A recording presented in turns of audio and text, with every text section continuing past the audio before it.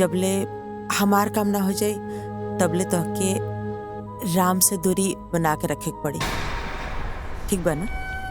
आज जब तक राम तहार सारा बात न माने लागे और तू जैसन कहा उसने ना करे लागे तब तक हमार बात याद रखिए। ठीक बा ना? आज जैसे समय आई हम तक एक काम बता दे, तू बस वो छोटा सा काम कर दिया, फिर तार जिंदगी आजाद हो जाए, फिर आराम से अपन जिंदगी एंजॉय करत रही है। जी सासू माँ, हम समझ गई नहीं। रउआ जैसन कहब हम वैसे नहीं करब। शाबाश, चला ठीक बा, अब तू आराम कर।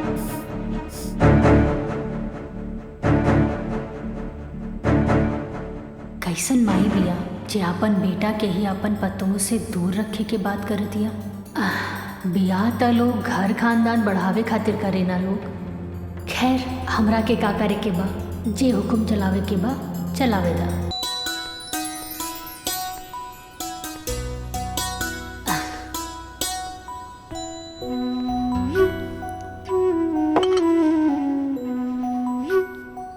ली चाय पी।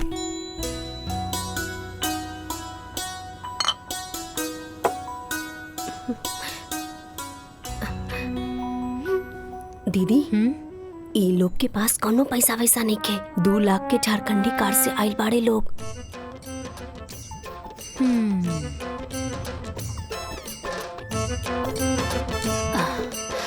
का काम करी नी? हमार नाम शेखर है। नाम ना, काम का करे नी? हमर खुद के बिजनेस बा। अच्छा अच्छा का बिजनेस बा? मसाला के। मसाला के बिजनेस बा। आप ता रउआ टर्नओवर कितना बा? टर्नओवर बाबूजी बता दो। ई का पूछा था? टर्नओवर कितना बा? हमरा के नहीं मालूम। उठ। ए बुढ़ऊ, कब रखा?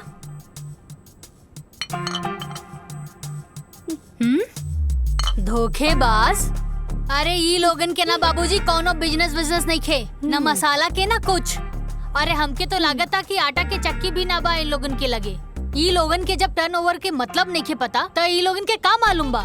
और अभी ले तू लोग बैठल का बाड़ा, उठा उठा। अरे बाबूजी लड्डू ले ली। अरे निकला यहाँ से, निकल बाहर। चला। तू तो बेइज्जतियां करवा देला। चला। अरे बेटी, ई का कइलू तू? अरे बाबूजी एक नंबर के फटीचर आदमी बाड़े और के लेके आयल रहे ऐसा रिश्ता। हाँ, अरे कामधारी काका। ई कामधारी काका के पास भी ना कोनो ढंग के काम नहीं खे। जैसे वो फटीचर बाड़न ना वैसे ही फटीचर रिश्ता भी लेके आवेलन। अरे साची से बियाह करे खातिर कोनो ऑडी फॉर्च्यूनर बैंक बैलेंस लेके आए तब जाके साची सोची है कि शादी करे के बा कि ना कि ऐसन 5 लाख झारखंडी कार वाला। हाँ।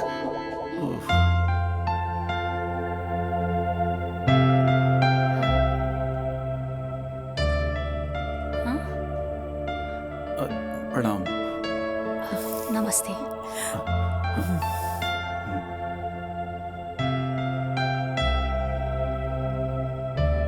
काका, रवा एकदम सही कहत रानी है। इतना एकदम हमार फोटोकॉपी पिया। हमें इतने रवा परेशान करत रानी ना, लेकिन देखिए आज का नहीं हमरा के है। हमके लेके पसंद है काका। बताओ बेटा, का चाहिए तो के? जौन चीज कहबू ना एगो फोन कॉल पे तोरा सामने आ जाए। जौन गाड़ी कहबू ना, हरा लाल पीला सब। पैसा का कोनो कमी नहीं की। तो निश्चिंत होकर खर्चा करा। जिंदगी भर खर्चा करबू ना तब वो खत्म ना हो। हम चाहता नहीं कि शादी काल का काले हो जाए। ठीक बा नरेश भाई, काहे कि हमार शादी भी काले भर रहे तो हमार बहू काल आई तो हमके खुशी हुई। शादी की तैयारी इतना जल्दी कैसे हुई? हाँ, रवा ओकर चिंता मत करी। अब रवा लोग हमारे को मजबूत रिश्तेदार बनी जा। सारा तैयारी हम खुद कर ले। आप लोग के खाली हो जा खड़ा रहे पड़ी। लेकिन एगो शर्त बा। जी? शर्त का बा? ज्यादा कुछ ना, हम जैसे कहब तो के खाली वैसे वैसे करत जाए के बा। आज जैसे जैसे तू करत जेबू वैसे वैसे तहार तरक्की हो जाए, फिर जिंदगी भर बैठ के आराम से जीवन का मजा लिया।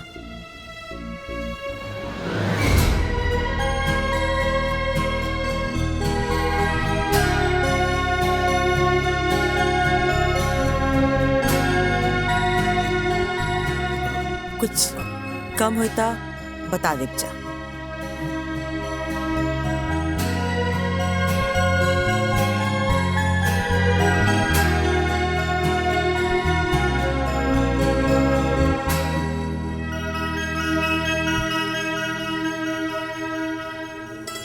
रख ला, आशीर्वाद है।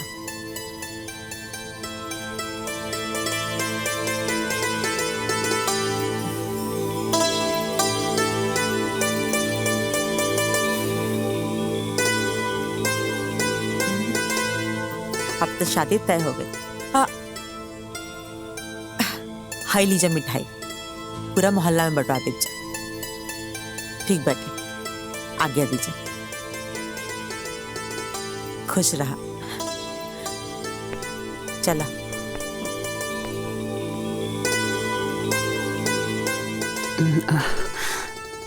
बिना लड़का देखे शादी के लिए हाँ कह दे लू? छोड़ी ना माई, अब रिस्क ले लेनी तो ले लेनी।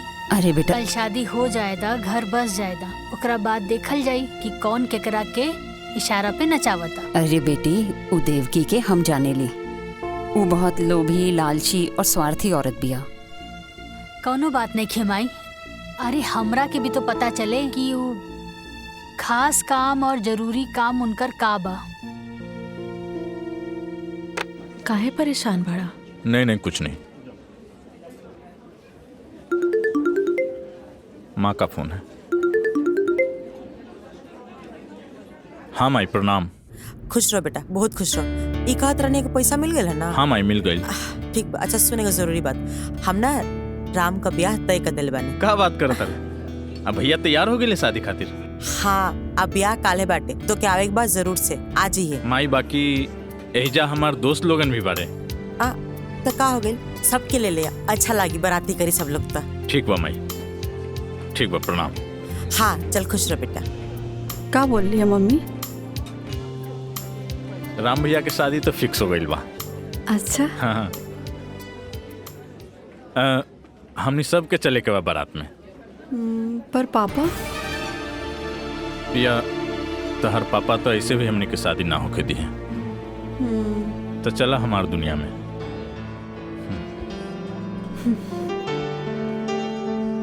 सोच ला, जाइब तो फिर आइब ना। कोनो बात नहीं खे, जे हो के हम देख ले। पक्का? पक्का। का जीजाजी, राम भैया कहाँ बड़न? अरे होइए कहीं हैं? तू सुनते सुनते पहुंच गए यहाँ तक। राम राम छिया छिया। कुछ राम राम मतलब साफा एकदम हाया शर्म सब घोर के एकदम पी गई बड़ा। ससुराल में आके अब बिना काम के ससुराल में खाता शर्म नहीं किया आवत? तू तो बड़का पहाड़ तोड़ता ना। अरे तो हम जाके नौकर हैं, हम काम करे नहीं। देखत नहीं खी कि दिन भर कितना काम करता हैं? साथ में राम के दोस्तों हैं। ई कमाल शरीर है, फूल के गुब्बारा हो गई बड़ा। अरे मर्दाना शक्ति जगावा, आए एजा से औरत के लेके निकला ठंडे ठंडे। बात करत देख, अभी देख नाश्ता आई गर्मा गर्म। ये लेके आई, ये लेके आई। अरे हमर मेहरारू लेके आई। अच्छा। बैठा चुपचाप।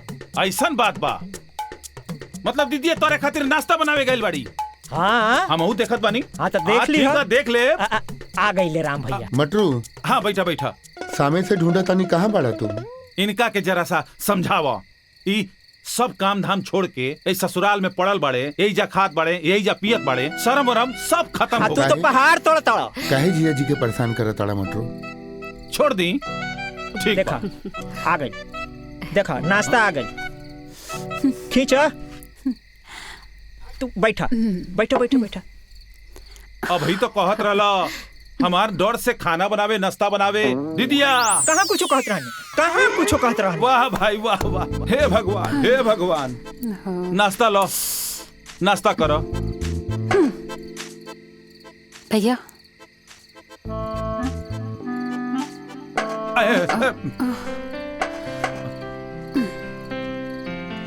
प्रणाम। खुश रह।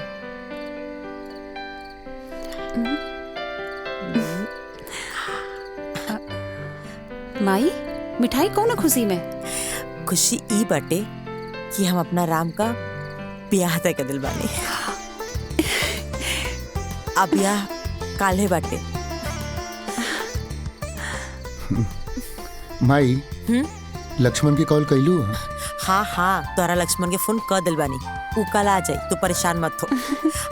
फिलहाल तो हमरा संगे चला, तोहर कपड़ा खरीदे के बाद। ठीक है। चल।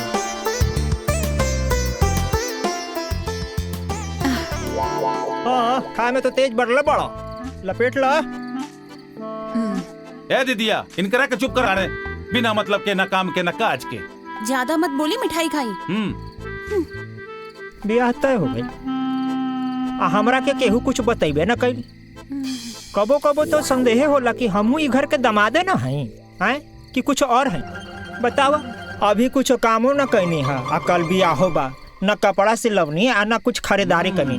समय कहाँ बा? वाह वाह वाह, जेकरा लगे ई घर में खाली समय ही समय बा, ऊ कहता कि हमरा लगे समय ही नहीं खे। है ना? अरे अपने ब्याह वाला कपड़ा लता पहन के चल चल जा बराती। अच्छा, और का? ठीक है बा। हाँ, अरे चुपचाप चली ना यहाँ से। जा जा निकल जा। धीरे बोला तो गलवा के नस फट जाए। हाँ चला निकला। अरे मिश्री मलाई खैला और कैला तन बुलंद, अब खैया शकरकंद।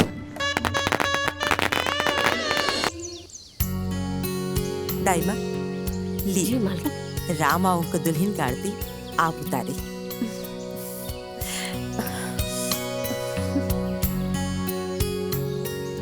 घर में नया बहू के आरती एगो नौकरानी करी का? ये नौकरानी ना, हमार दाई माँ बड़ी। दाई माँ मतलब नौकरानी ही होला ना? दाई माँ का करबो दुल्हन, राम इतना ना दाइमा दाइमा के उनके प्यार करने की। अच्छा छोड़ा जायदा, कौन बात नहीं। तू आवा, कलश की लात मार के भीतर आजा।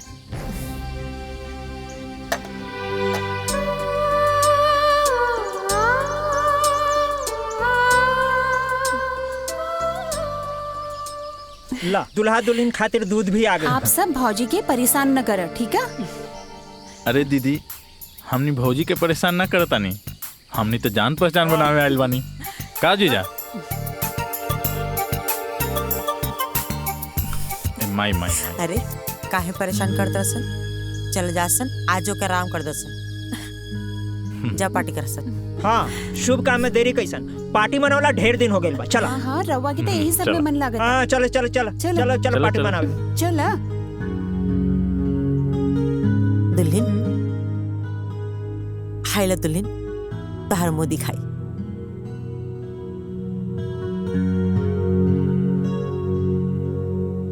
पूरा 5 लाख कहा। आज से तो के कुछ भी जरूरत हुई हमके बता दिया, तोहर पूरा ख्याल हम रखब।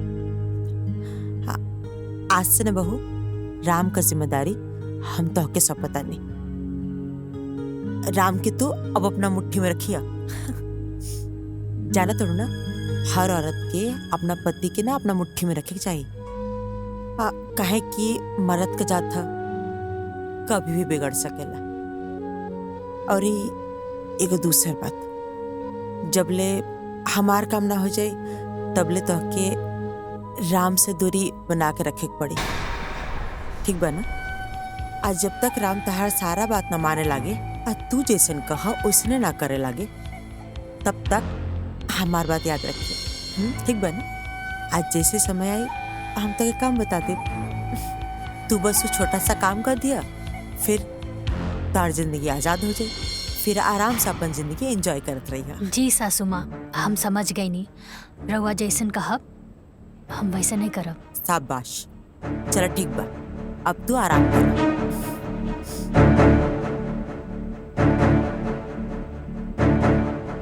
कैसन माई बिया जे अपन बेटा के ही अपन पतों से दूर रखे के बात कर दिया। बियाह त लोग घर खानदान बढ़ावे खातिर करे ना लोग। खैर, हमरा के का करे के बा, जे हुक्म चलावे के बा चलावे दा।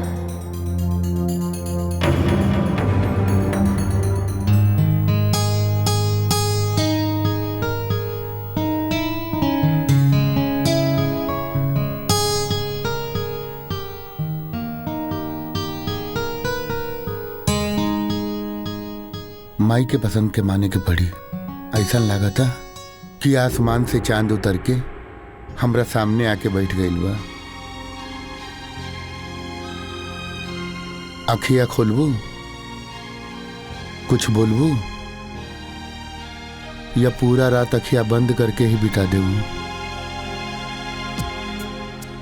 अखियां एक शर्त पे ही खोलब। का शर्त बा? पहले रहुआ हमरा के वचन दी। ठीक बा, हम वचन देता नहीं।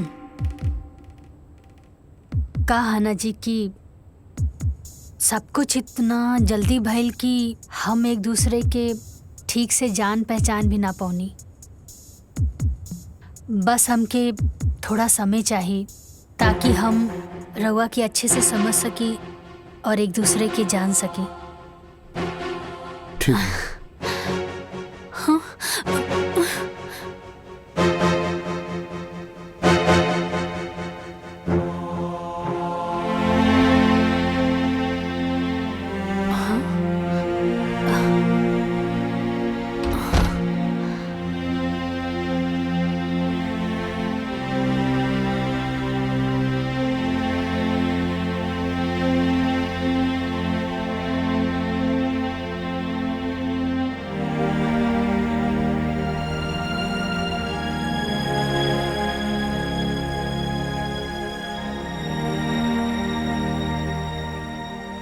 हमरा के माफ कर दिया। थैंक यू भगवान जी। रवा तो हमरा के सब कुछ दे देनी, बस कुछ दिन के बाद बा, ओकरा बाद हमने के एक हो जाई। हाँ।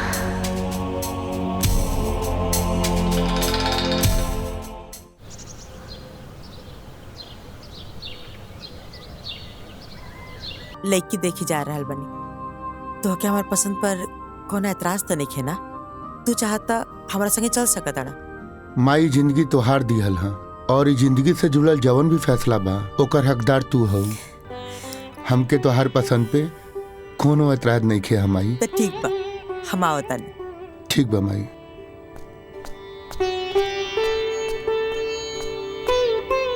तनी बिटिया के बुला दे। बस आ ही रहल बिया बिटिया।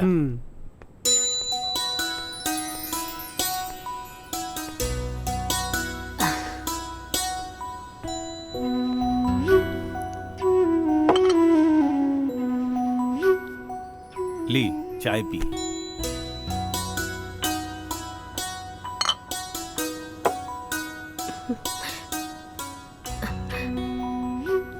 दीदी, ई लोग के पास कोनो पैसा वैसा नहीं के। 2 लाख के झारखंडी कार से आइल बाड़े लोग।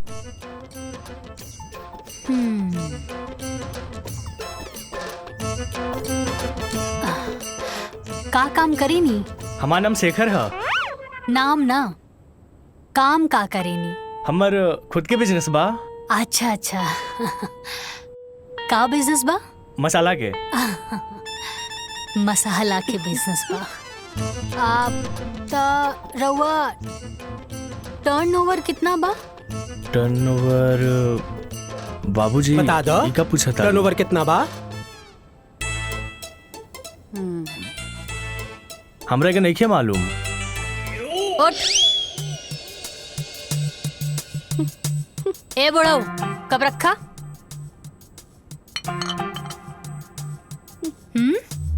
धोखेबाज। अरे ई लोगन के ना बाबूजी कोनो बिजनेस नहीं खे, ना मसाला के ना कुछ। अरे हमके तो लागता कि आटा के चक्की भी ना बा इन लोगन के लगे। ई लोगन के जब टर्नओवर के मतलब नहीं खे पता तो ई लोगन के का मालूम बा? और अभी ले तू लोग बैठल का बाड़ा? उठा उठा। अरे बाबूजी लड्डू ले ली। अरे निकला यहाँ से। निकल बाहर। चला, तू तो बेइज्जतियां करवा देला। चला। अरे बेटी, ई का कइलू तू? अरे बाबूजी एक नंबर के फटीचर आदमी बाड़े और के लेके आयल रहे ऐसा रिश्ता? हाँ, अरे कामधारी काका। ई कामधारी काका के पास भी ना कोनो ढंग के काम नहीं खे। जैसे वो फटीचर बाड़न ना वैसे ही फटीचर रिश्ता भी लेके आवेलन।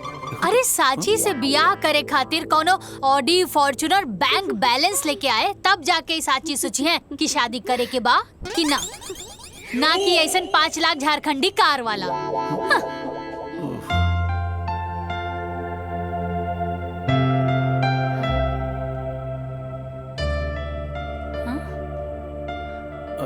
प्रणाम। नमस्ते।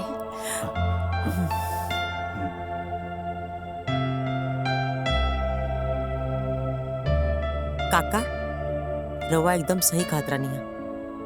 इतना एकदम हमार फोटोकॉपी पिया। हमें ही तेरे रवा के परेशान करत रानी ना, लेकिन देखिए आज का नहीं हमरा के है। हमके लिए की पसंद है काका। बताओ बेटा का चाहिए तो के? जौन चीज कहबो ना एगो फोन कॉल पे तोरा सामने आ जाए। जौन गाड़ी कहबो ना हरा लाल पीला सब। पैसा का कोनो कमी नहीं की। तो निश्चिंत होके खर्चा करा। जिंदगी भर खर्चा करबो ना तब वो खत्म ना हो। हम चाहता नहीं कि शादी काल का काले हो जाए। ठीक बा नरेश भाई, काहे कि हमार शादी भी काले भर रहे तो हमार बहू काल आई तो हमके खुशी हुई। शादी के तैयारी इतना जल्दी कैसे हुई? हाँ रवा ओकर चिंता मत करी। अब रवा लोग हमारे को मजबूत रिश्तेदार बनी जा। सारा तैयारी हम खुद कर ले। आप लोग के खाली हो जा खड़ा रहे के पड़ी। लेकिन एगो शर्त बा। जी शर्त का बा? ज्यादा कुछ ना। हम जैसे से कहब तो के खाली वैसे वैसे करत जाए के बा। आज जैसे से तू करत जेबू वैसे वैसे तहार तरक्की हो जाए। फिर जिंदगी भर बैठ के आराम से जीवन का मजा लिया।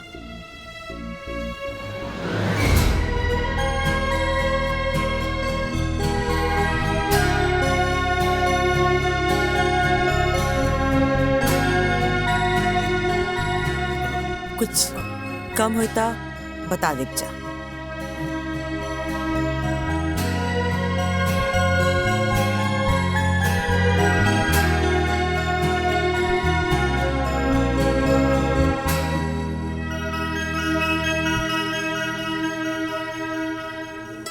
रख ला आशीर्वाद है।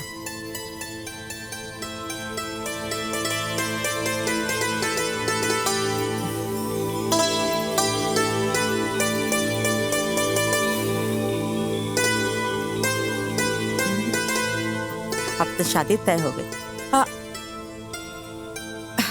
हाई लीजा मिठाई पूरा मोहल्ला में बंटवा दीजिए। ठीक बैठे आज्ञा दीजिए। खुश रहा। चला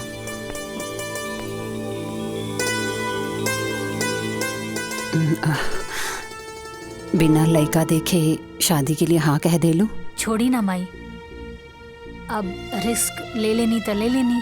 अरे बेटा कल शादी हो जाएगा, घर बस जाएगा, ओकरा बाद देखल जाई कि कौन केकरा के इशारा पे नचावता। अरे बेटी उ देवकी के हम जाने ली।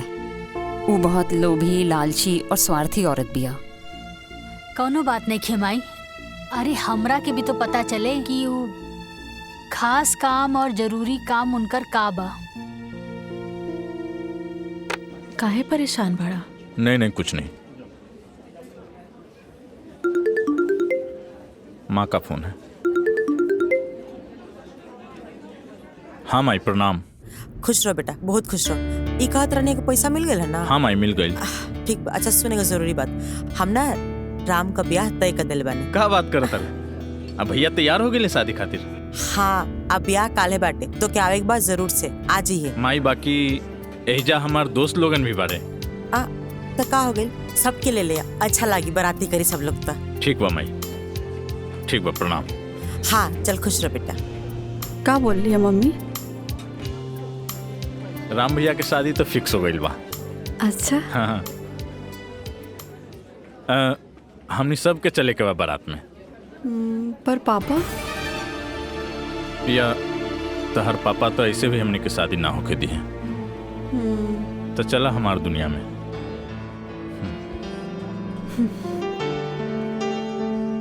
सोच ला जाइब तो फिर आइब ना। कोनो बात नहीं खे, जे होके हम देख ले। पक्का? पक्का। का जीजा जी, राम भैया कहाँ बड़न? अरे होइए कहीं हैं? तू सुनते सुनते पहुंच गया यहाँ तक। राम राम छिया छिया। कोची राम राम? मतलब साफा एकदम हाया शर्म सब घोर के एकदम पी गई बड़ा। ससुराल में आके अब बिना काम के ससुराल में खाता शर्म नहीं के आवत। आ तू तो बड़का पहाड़ तोड़ता ना। अरे तो हम ही जाके नौकर हैं, हम काम करेनी। देखत नहीं खी कि दिन भर कितना काम करता हैं? साथ में राम के दोस्तों हैं। ई कमाल शरीर हैं? फूल के गुब्बारा हो गई बड़ा। अरे मर्दाना शक्ति जगावा। आए एजा से औरत के लेके निकला ठंडे ठंडे। बात करो तोड़ा। देखो अभी देखो नाश्ता आई गर्मा गर्म। ये लेके आई, ये लेके आई। अरे हमर मेहरारू लेके आई। बैठा चुपचाप। ऐसन बात बा। मतलब दीदी तोरे खातिर नाश्ता बनावे गइल बाड़ी। हाँ हम देखत बानी। हाँ तो देख ली। देख ले। आ गई ले राम भैया। मटरू। हाँ बैठा बैठा। सामे से ढूंढा तानी कहाँ बाड़ा तुम? इनका के जरा सा समझावा। ई सब काम धाम छोड़ के इस ससुराल में पड़ल बड़े, यही जा खात बड़े, यही जा पियत बड़े, शर्म वरम सब खत्म हो गए। तू तो पहाड़ तोड़ता। काहे जिया जी के परेशान करत ताड़ा मटरू? छोड़ दी। ठीक देखा आ गई। देखा नाश्ता आ गई। खींचा। तू बैठा बैठा बैठा बैठा। अब ही तो कहत रहला हमार डर से खाना बनावे नाश्ता बनावे। दीदिया कहाँ कुछ कहत रहनी? कहाँ कुछ कहत रहनी? वाह भाई वाह वाह। हे भगवान, हे भगवान। नाश्ता लो, नाश्ता करो। भैया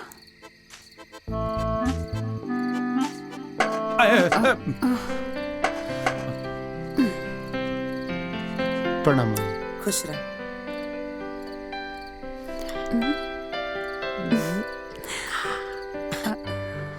माई मिठाई कौन खुशी में? खुशी ई बाटे कि हम अपना राम का ब्याह तय कर दिल बानी।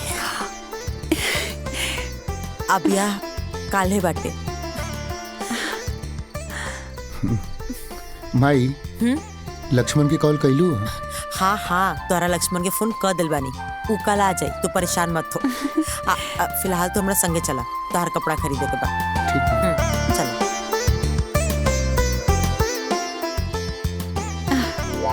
हाँ खाए में तो तेज बढ़ले बड़ा। लपेट ला। ए दीदिया इनकरा के चुप करा रहे। बिना मतलब के न काम के न काज के। ज्यादा मत बोली, मिठाई खाई। ब्याह तय हो गई। हमरा के केहू कुछ बतैबे न कैल। कबो कबो तो संदेह होला कि हमहू ई घर के दमादे न हई हैं कि कुछ और है। बतावा अभी कुछ कामो न कैनी है। आ कल बियाहो बा, न कपड़ा सिलवनी आ न कुछ खरीदारी करनी। समय कहाँ बा? वाह वाह वाह। जेकरा लगे ई घर में खाली समय ही समय बा, ऊ कहता कि हमरा लगे समय ही नहीं खे। है ना? अरे अपने बियाह वाला कपड़ा लता पहन के चल चलिए बराती।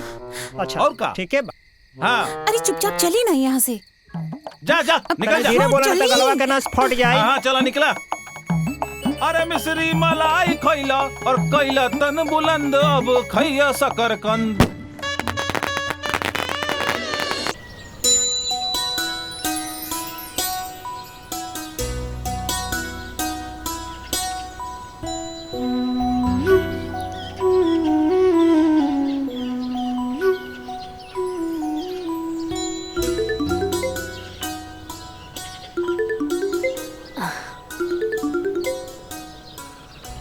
माई प्रणाम। खुश रहा बेटा। बहुत दिन हो गए रहे तोरा से बात कैले। कैसन बाड़ू माई? हम एकदम ठीक बानी बेटिया, तू बतावा। हाँ हाँ सब ठीक बा, हम हो ठीक बानी। और साची तोहर सास कैसन बिया? माई सासू माँ तो बड़ा रहस्यमय बाड़ी। का कहेली का सोचेली वो खुदे समझेली। सुन बेटिया हम तोरा के पहले भी बतैले रहनी, नजर रखिए ओकरा पर, बहुत खतरनाक बिया हो। अच्छा ये सब छोड़ा माई, ये बतावा कि बाबूजी कैसन बाड़े? ठीक बा बेटा। पूछत रहले कि साची के फोन आयल कि ना? ठीक बा माई, अब हम फोन रखा तानी, बाद में बात हुई। ठीक बा? ठीक बा।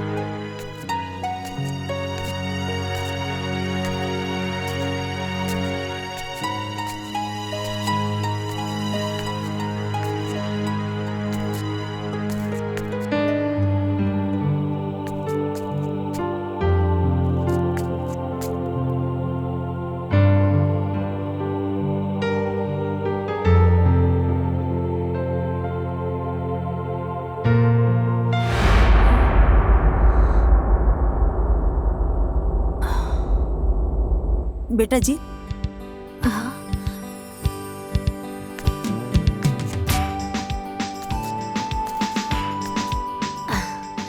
बोली ना सासू माँ। धन देख के ऊपरे ताकत रहबो का? माई बाबूजी संस्कार निखन सिखौले। सॉरी।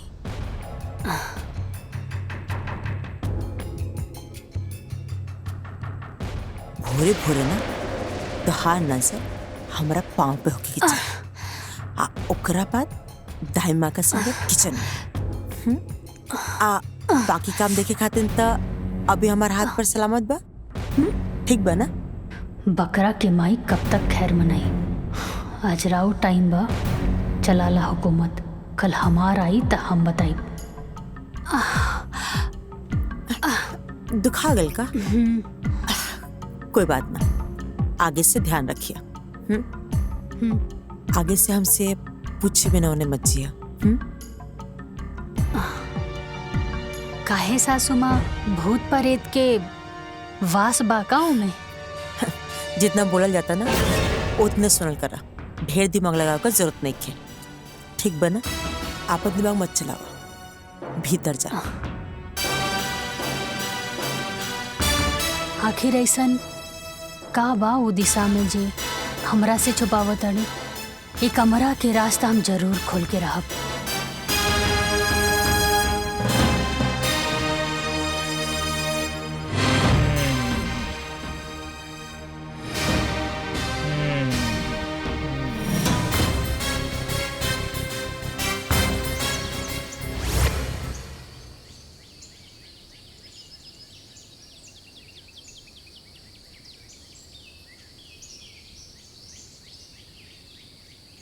भौजी तने एक मिनट।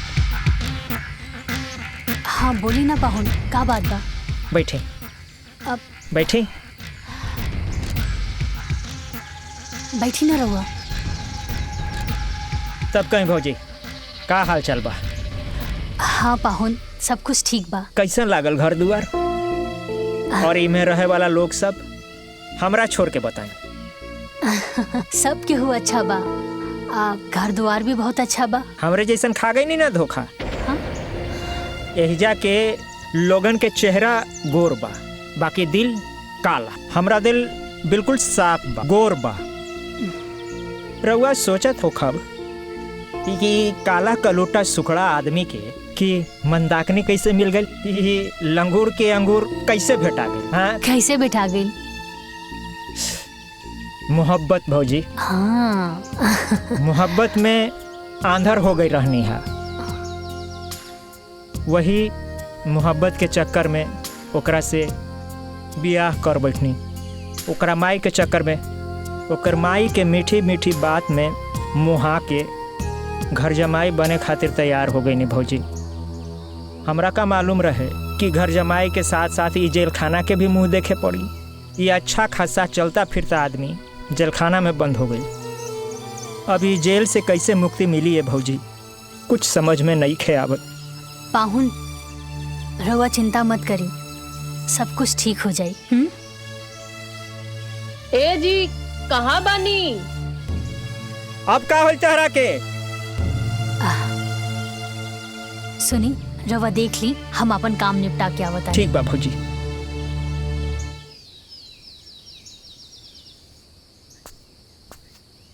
अरे प्रिया, अभी तक तू तैयार ना भइलू? चल फटाफट तैयार हो जा। जौकी लोग भी तैयार हो गए हैं, छोड़ दिए तरह। चला ताकि तू फिर वहां आके हमारा इस्तेमाल कर सका। एक बात कान खोल के सुन ले लक्ष्मण, तहार झांसा में बहुत आ गई। अब यहाँ से हम कहीं न जाए। हम घरे जाए के सारा रास्ता बंद हो चुकल बा। प्रिया, हम तहरा से कहले बानी हम माई से बात करब। तू काहे इतना टेंशन लेता रू? कह दिया नी ना कि हम कहीं न जाए, मतलब कहीं न जाए। तू जाके पहले माई से बात करा, फिर हम यहाँ से कहीं जाए। बहुत हो गए लक्ष्मण तुहार। हम कहनी है ना बात करब, तू समझत काहे नहीं खूब? बस ठीक बा। ये बात सुनत सुनत हमके 5 साल बीत गए। अब बहुत हो गए। अब तुहार हम एक भी बात बर्दाश्त ना करब। तू जा अपन माई से बात करा और सारा बात क्लियर करा, तब हम यहाँ से कहीं जाइब, वरना तू भूल जा कि हम कहीं जाइब। अब तो तुम्हार भाई के शादी भी हो गई बा। ठीक बा ठीक बा ठीक। दिमाग अपन शांत रख। अभी तैयार हो जा फटाफट।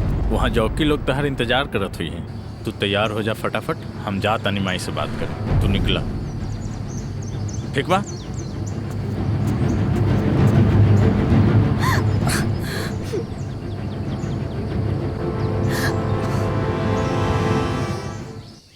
ई मटरुआ त दिन पर दिन लापरवाह भइल जाता। अभी ले खाना लेवे ना आइल। राम के खाई में देरी होता।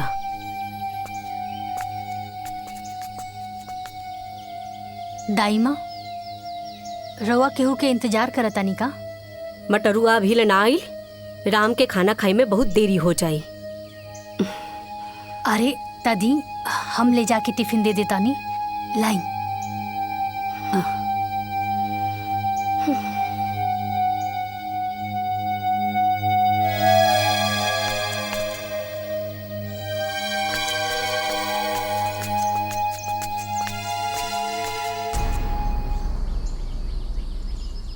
बेटा जी, पति पर प्यार उमड़े लगल बा का?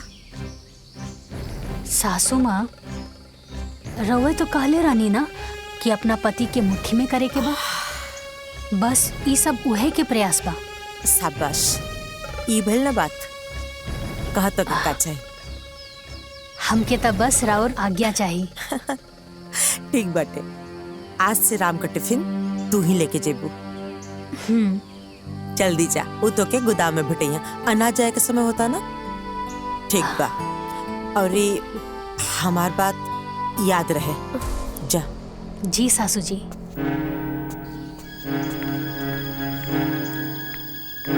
एक बार बस हमार सासू माँ जी के काम खत्म हो जाए, ओकरा बाद हमके हमार पति से मिले खातिर केहू ना रोक सकेला।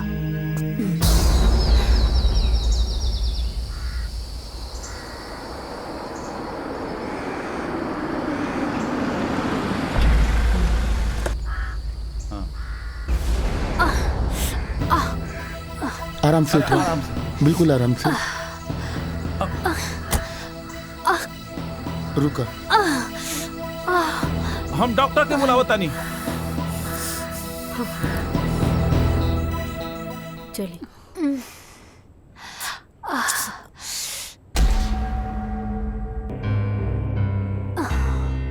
मामूली चोट है, चोट की वजह से बुखार आ गया है। मैं दवाई लिख के दे देता हूँ, आप मंगवा लीजिएगा, सुबह तक ठीक हो जाएगा। धन्यवाद डॉक्टर साहब। मटरू। हाँ माँ जी। ये डॉक्टर साहब दवाई लिख के देता ना, जाके ले ले। और डॉक्टर साहब के भी बाहर तक छोड़ दा। ठीक बा। ए जीजा, साथे चलो। तू रहेला तो हमरा थोड़ा ठीक लगी। हम कहे जाई? हम कहीं रात के बहरा आई जाए ले ना। ये कुल तहरा वजह से भइल बा। तू जा। हमरा वजह से? सरऊ, तू समय पे टिफिन लेवे आ जाता तो ये आज भौजी के संगे ये ना होखी। हाँ जा। तोरा भाई। मटरू चुप, जाके चुपचाप दवाई लेके आओ। और आप सब भी यही जब भीड़ के लगा कोनो जरूरत नहीं के, जाके अपन अपन काम करी जा। जाई जाइए। चलिए डॉक्टर साहब, चलो। चले। दुल्हन, तू आराम करा। कोनो चीज का जरूरत हुई तो दाई माँ के आवाज दे दिया। जी सासू माँ। ठीक बा माई।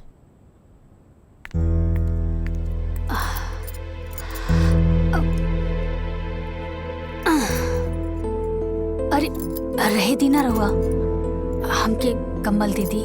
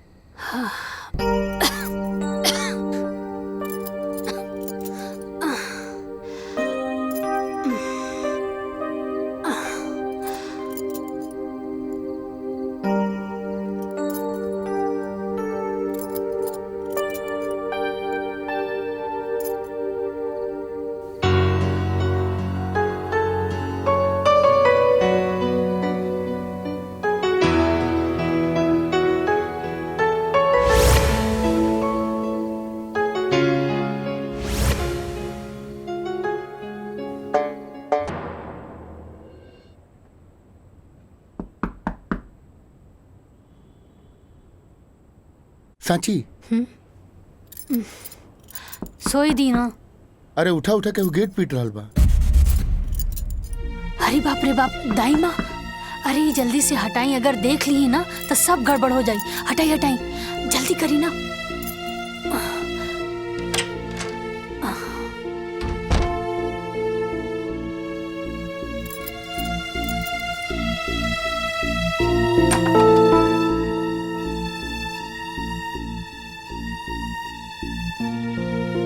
अभी ले तू लोग सुतल बाड़ा जा, ली चाय पी ली।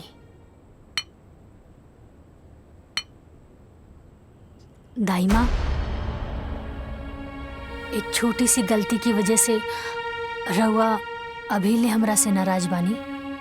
आपन बेटी समझ के हमरा के माफ कर दी ना। हम तो तोहके ओ दिने माफ कर देने रहनी हा, तोहसे भला काहे नाराज रहब। तू तो लक्ष्मी बाड़ुई घर के।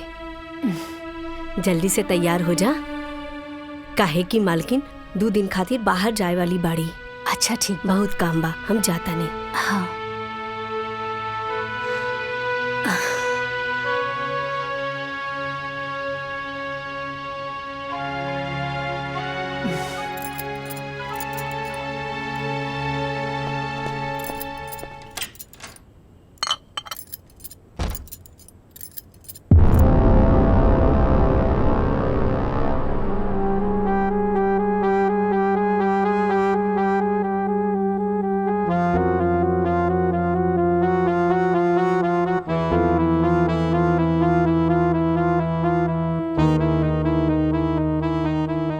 चमक धमक के बीच में ई जंग लगल ताला,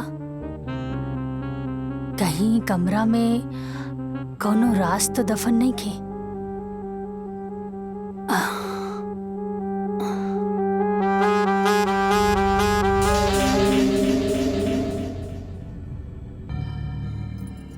दुल्हीन, ये का करत हो तू? चला हिजा से। अरे दाई माँ, हम तो ये घर के बहू बानी। ना ना चला चला। अरे दाई माँ सुनी, वो कुछ ना कही। हाँ, और हमरा के तो बस इतना जाने के बा कि आखिरी कमरा में ऐसन का बा जेकर के हो की जरूरत नहीं खे। कोई कुछ ना बोली, हमरा के देखे दी।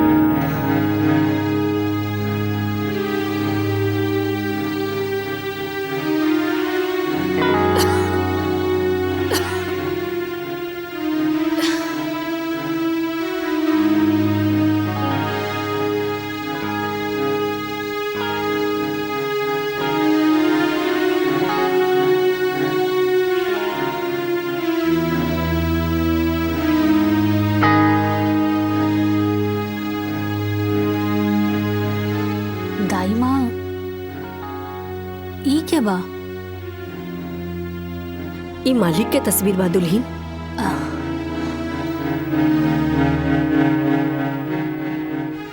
घर के मालिक और ऐसन जगह पर? अरे जब घर के मालिक के उचित स्थान नहीं के मिलल, तब बाकी लोगन के हालत तो बड़ा गड़बड़ हुई ना दाई माँ।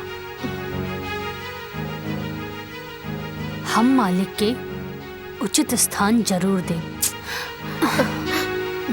ना ना दुल्हीन, ना।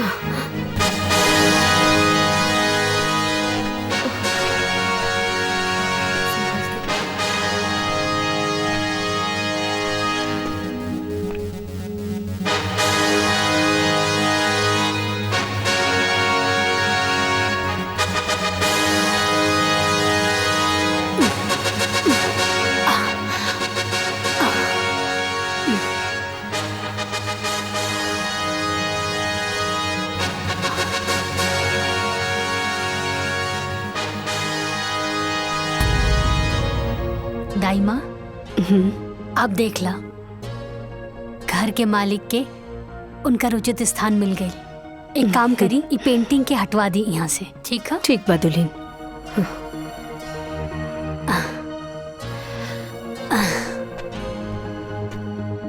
बाबूजी की फोटो वो कबाड़ खाने में, लेकिन काहे?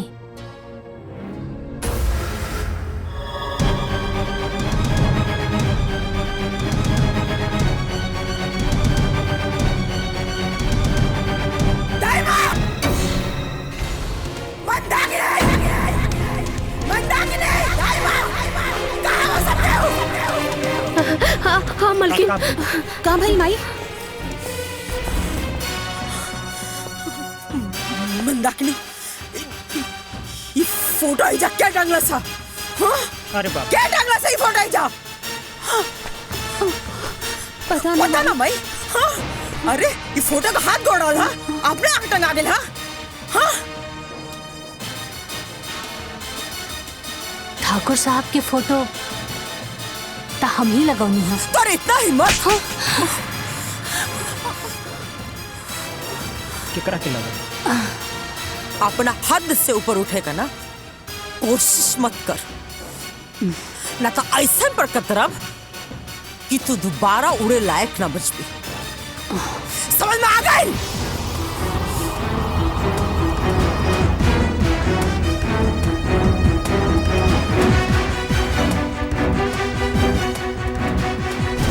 का भइल माई? कुछ ना बेटा,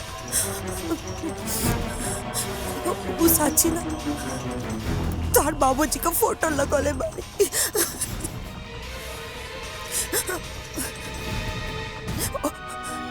वही खातिर शाबाशी देत रहनी है।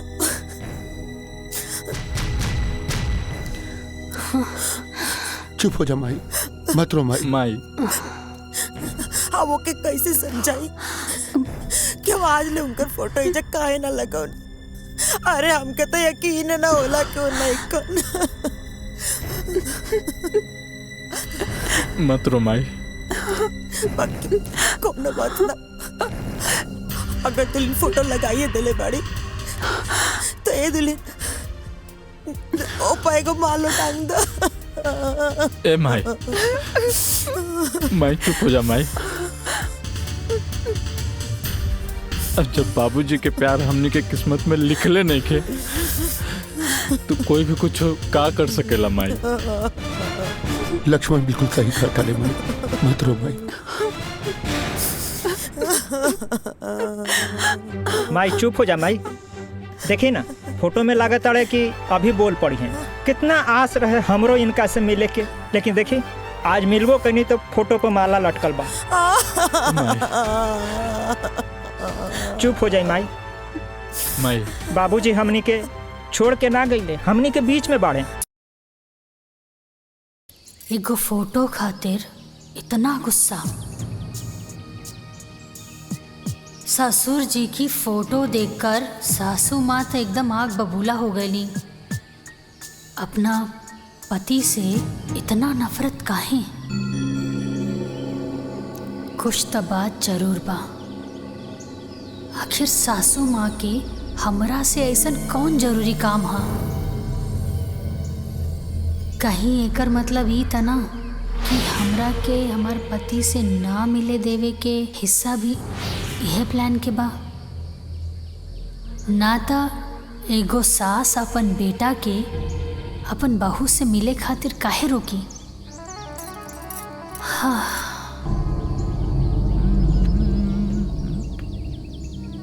भाभी, भाभी, भाभी। अरे देवर जी आई। का भाभी, भैया के याद आवता का?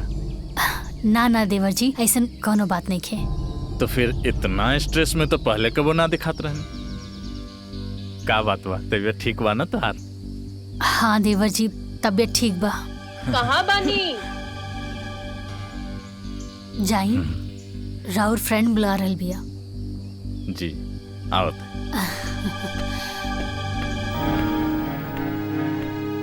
हाँ, आखिर केकरा से पूछी जे हमरा के सच बतावे। दाई माँ, हाँ दुल्हन, एक कप चाय मिली का? हाँ हाँ, अभी हम लेके आवतानी। हम गार्डन में बानी, ओहिजा लेके आ जाइए। ठीक बा, हम ओही जे लेके आ जाई।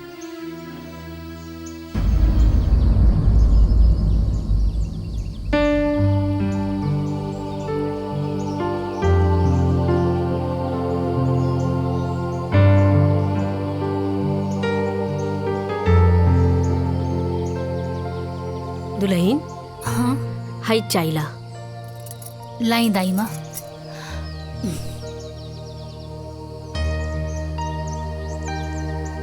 दाई माँ, कहा दुल्हन? अगर रवा से हम कुछ पूछब त रवा बुरा तो ना नु मानब? ऐसन काहे कहा था? पूछा। दाई माँ, रवा ई हवेली में कितने साल से काम करत बाड़ू? जब से राम के जन्म भई तब से ये हवेली में हम बानी। हाँ। अच्छा दाई माँ, एक बात बताई, ये ससुर जी की फोटो देख के सासू माँ इतना गुस्सा में काहे आ गई? एकरो जिम्मेवार हम ही बानी दुल्हन। छोड़ा ना, जायदा उनकर तो आदते बा बोले के। अरे दाई माँ सुनी दा, एक तरफ बहू भी बोलत आनी और दूसरी तरफ बात भी छुपा रहल बानी। और हुआ जिम्मेदार कैसे मानी? का बताई दुल्हन, राम जब 5 साल के रहने तबे मालकिन के स्वर्गवास हो गई और मालकिन की याद में ठाकुर साहब दिन रात नशा में ही रहे लगने। तब ठाकुर साहब से हम ही जीत गईनी कि हमर गांव में एगो हमर सहेली बा, ओकरा से बियाह कर ली। और ठाकुर साहब भी बात खातिर तैयार भी हो गईलन। और एक दिन देवकी, एक बात हम था कि यही क्लियर कर देता नहीं कि हमरा से कबो संतान के तू उम्मीद मत रखिया। काहे के हमनी लगे एक संतान बा जेकरा पर तहार पूरा अधिकार रही, ताकि कबो भी हम संतान का कमी ना होके दे। ताकि हमारा बात से कोई एतराज तो नहीं है? ठीक बा।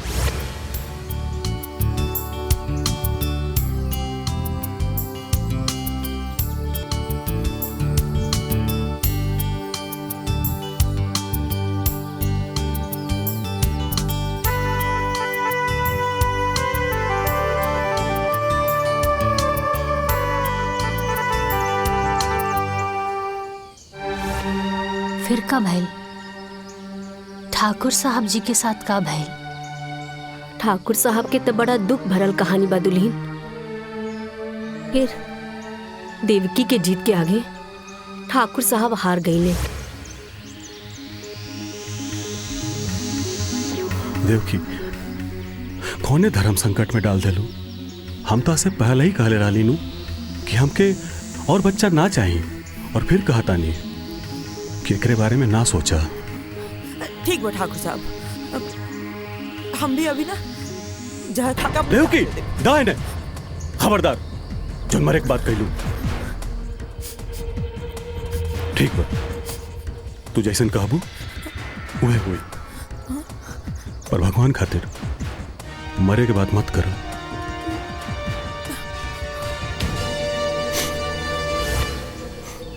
और कुछ महीना बाद देवकी अपना कोख से 2 बच्चन के जन्म दिहली, एगो लइका और एगो लइकी। अपना बच्चा के मुंह के देख राम के प्रति रवैया बदल गई।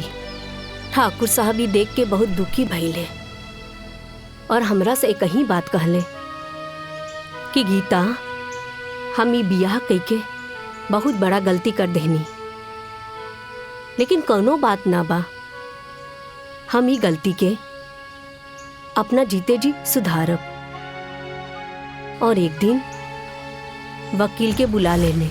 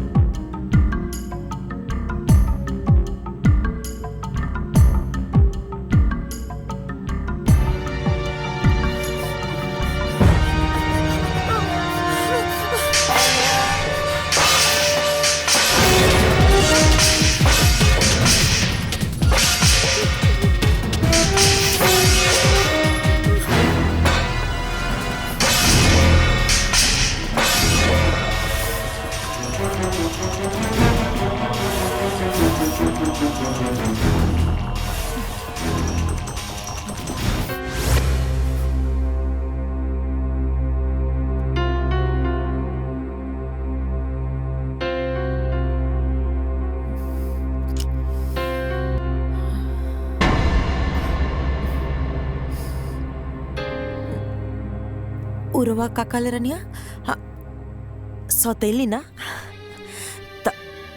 तब जब रवा हमके सौतेली कहिए देले बानी त अब हम रवा के बताई कि सौतेली का होले। तो रवा के का लागल है कि रवा वसीयत बदल के जंग जीत लेनी। अरे जंग त अब शुरू भइला। रवा आज से अभी से हमरा खातिर मर गई।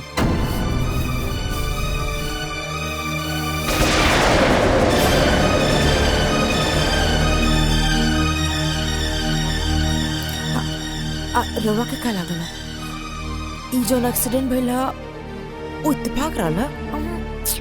आहा वो हम करले रहनिया।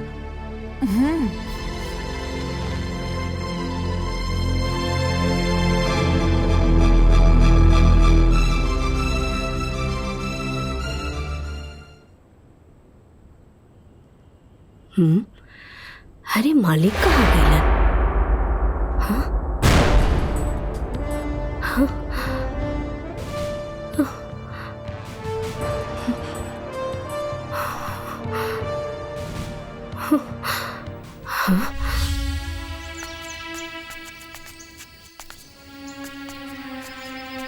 ओकरा बाद ठाकुर साहब कहाँ गईले? ठाकुर साहब के का भइल हमनी के कुछो पता न चलल। बहुत लोग तो इहो कहेला कि देवकी ओकरा के मरवा देले। अगर हमके पता होखित कि हमार सहेली अंदर से ऐसन बिया था तो हम शादी करवैती ही ना। हमके अपना सहेली माने के बजाय एगो नौकरानी मानतिया। ई सबके त जिम्मेदार हम ही हई। रउआ से कौनो गलती ना भइल बा। रउआ तो बस आपन फर्ज निभानी है। का दाई माँ तोरा लगे कुछ काम नहीं खेका?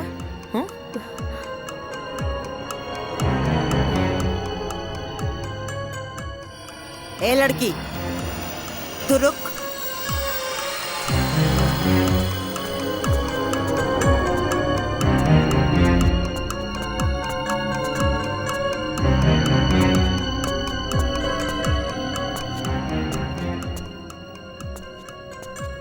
बेटा जी इसन कौन विशेष मीटिंग चलत रहा कि सुबह से साझ हो गई? सासू माँ आज तक हम रउआ से कबो कुछ पूछनी है का? आपका हवा पानी बदले खातिर भी हमके राउर इजाजत लेवे के पड़ी। एगो फोटो टांग के हमके उल्टा जवाब देके हमरा खिलाफ जाके तू साबित का कल चाहत रो?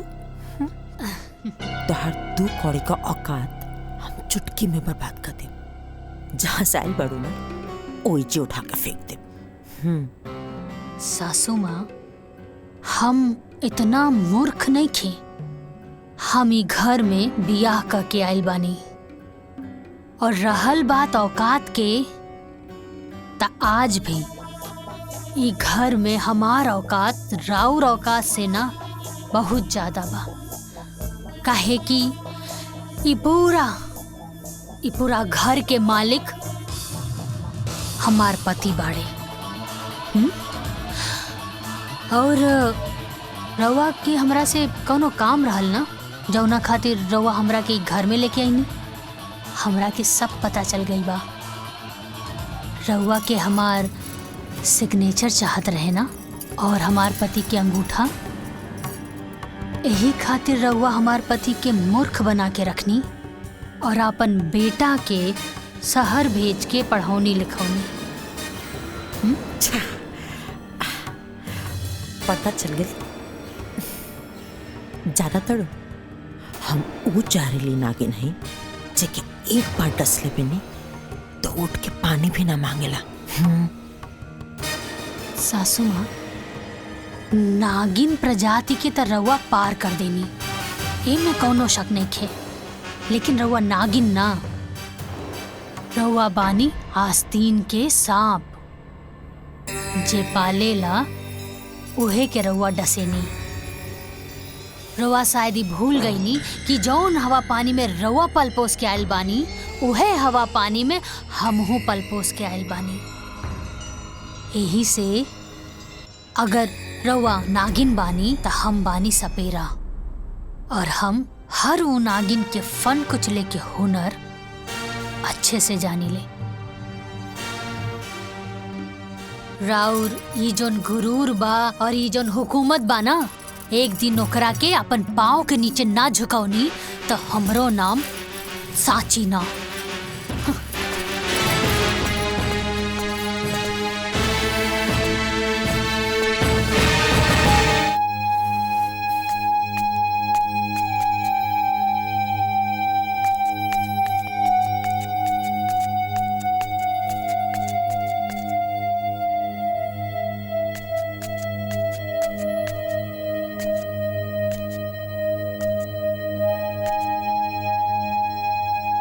भौजी सुनी ना, 1 मिनट सुनी ना।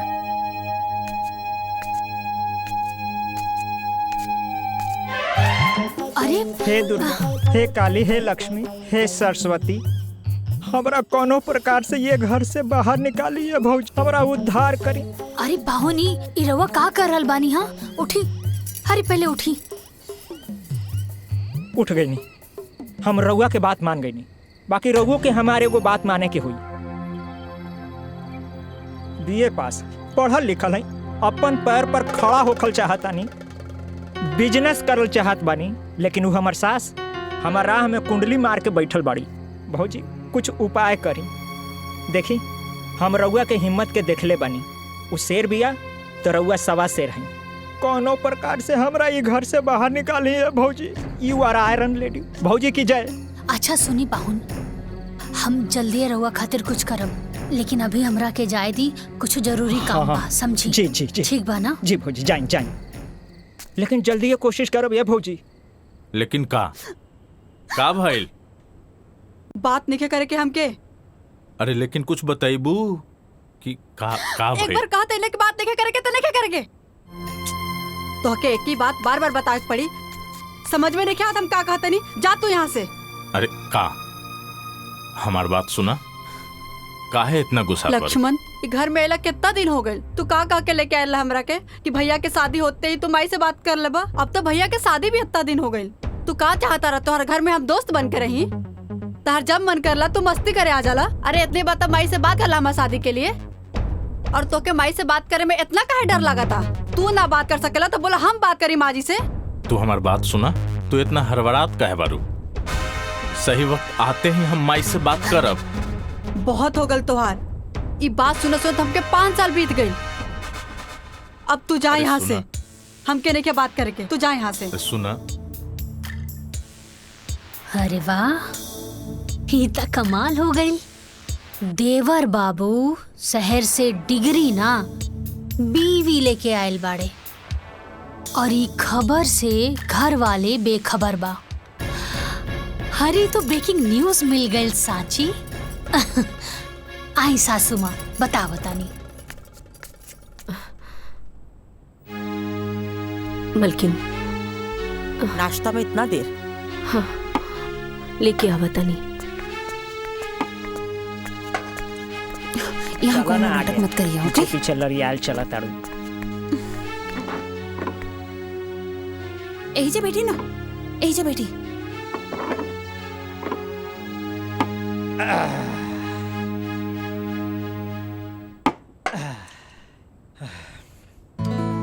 भूख लागल बा। हटी। प्रणाम माई। माई बहुत भूख लागल बा, खाना दा ना। दाई माँ हमरो लावा। दाई माँ रोटी दा।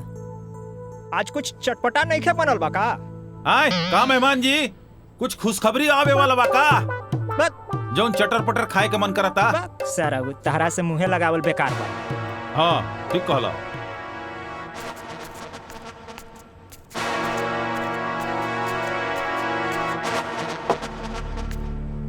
दाई माँ हमरो दा भूख लगल बा। हाँ ठीक बा।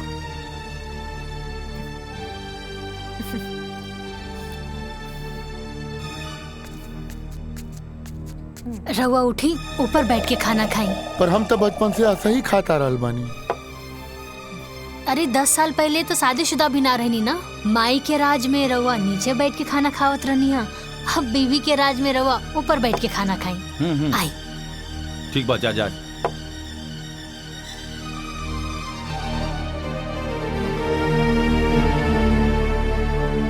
आई बैठी। हाँ राम, एजे बैठ के खा लो। अब तू घर वाली जी वाला हो गल बाड़ा, अब हमार बात का कौन रही? ना माई, ऐसा बात नहीं है। अगर तू कह तो फिर हम वही जगह जाके बैठ जाए। ना ना बेटा, कोनो बात ना, आज से तो एजे बैठ के खा। माई एगो रोटी दाना। हाँ हाँ। ये पूरा घर के मालिक हमार पति बाड़े। ए लीजी रोटी।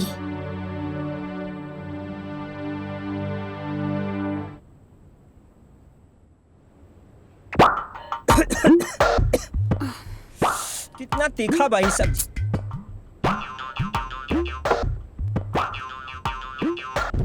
इतना भी तीखा नहीं के मेहमान कि घोटाओ ना, खाई चुपचाप।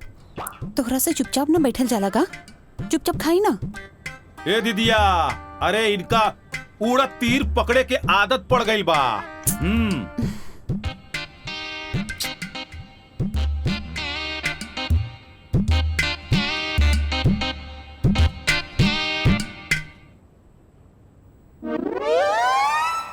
देवर जी, प्रिया राउर सिर्फ फ्रेंड ही बिया या फ्रेंड से कुछ ऊपर? अरे हमार कहे के मतलब है कि फ्रेंड ही बिया तब तो ठीक बा, काहे से कि अब राउर उम्र भी हो गल बा बिया करे खातिर। ता हमनी के गांव में लड़की ढूंढल जाए का, काहे से कि हमार गांव में ना बहुत सुंदर सुंदर लड़की बिया। का सासू माँ? बहू तो के लक्ष्मण का चिंता करेगा कोनो जरूरत नहीं है, अभी होकर माई जिंदा भी है। हम आप सबसे कुछ कहल चाहता नहीं। हम और लक्ष्मण 3-4 साल से लिविंग रिलेशन में बानी जा, तो आपके कोई और लड़की ढूंढने की जरूरत नहीं है। हाँ माई, प्रिया सही कह रही बिया।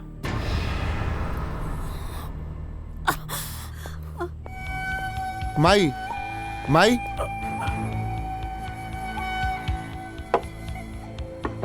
लक्ष्मण लक्ष्मण, जा जाके माई से तू माफी मांगा। भैया तू हो चला ना। ना हम न जाए, तू जाके माफी मांगा। ठीक।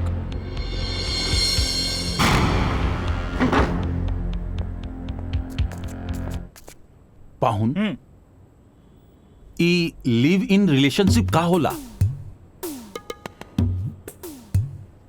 वो जो शादी से पहले होला ना, वही होला। मतलब आजकल के जनरेशन के पता ना का हो गइल बा, शादी ब्याह के झंझटे से एकदम खत्म। बाप रे बाप, ढेर कलयुग आ गइल बा। हमरा खाए दो। ढेर बात बोलब, चुपचाप बैठी ना। दीदिया का कहती है सुना।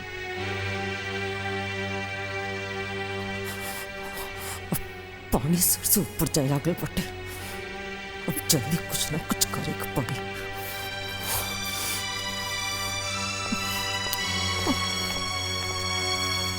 माई माई, ए माई, नाराज बारी का? नाराज काहे होई? हमार शौक, हमार अरमान, हमार गुरूर का गला घोट के पूछे तड़ा कि माई नाराज बाड़ी। अरे 3 साल से ये बात हमसे छुपा के रख ली। आज जब बतावे का बेरी आयल है, जाके दूसरा से बोल ले है, तो उन्हें का ठान के रख ले बड़ा संग ना कि हमार अरमान पर पानी फेर कर बसन। माई हम रोज हिम्मत करके तरह से कहे के चाहत रहनी,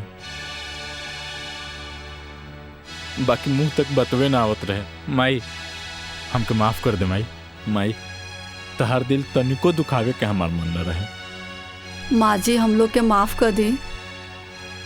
अब तो देखा जैसा जी, तो से ई घर का झाड़ू पोछा अगर ना करोनी ना, तो हमरो नाम देव की ठकुराई नहीं।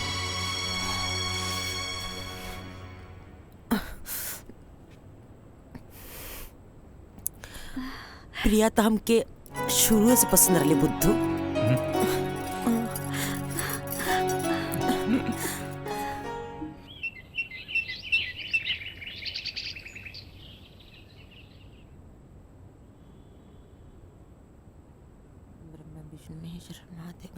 विश्वनाथ गंगे हर महादेव गंगे काशी विश्वनाथ गंगे हर महादेव गंगे काशी विश्वनाथ गंगे हर महादेव गंगे काशी विश्वनाथ गंगे हर महादेव गंगे काशी विश्वनाथ। दाइमा। जी मालकिन। पूजा का थाली पूरा घर में दिखा दे।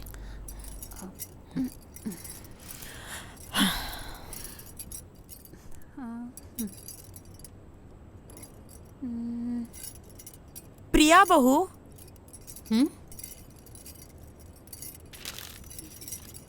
ए हमार बहू। हाँ माँ जी। बहू आवत नहीं निक लगा था ना।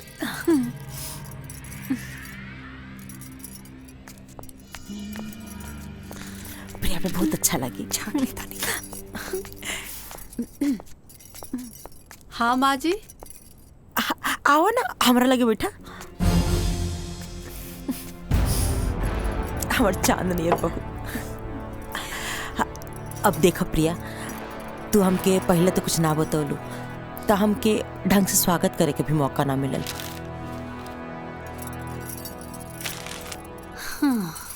ना तो हम इतना धूमधाम से तुम्हारा स्वागत करती ना कि जमाना का खुलल का खुलले रह जाए। बाकी कौन बात ना, अभी भी देर नहीं के भइल।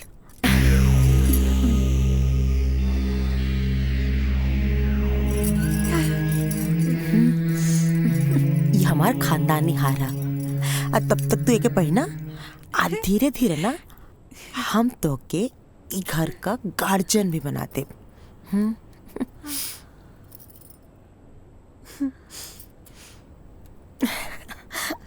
प्रणाम भाई। खुश रख। लक्ष्मण। हाँ माई।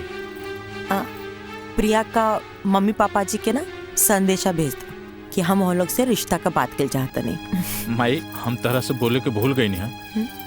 प्रिया के माई बाबूजी हमेशा खातिर छोड़ के चल गई ने।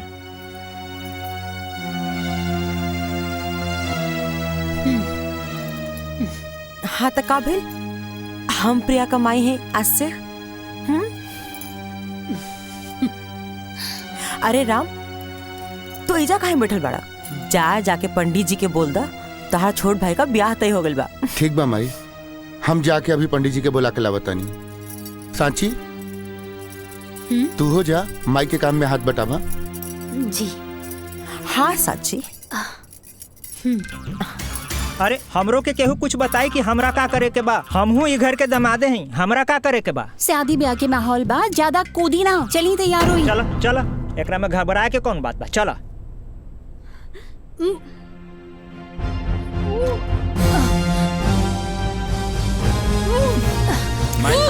माई असली भाभी भाभी। अरे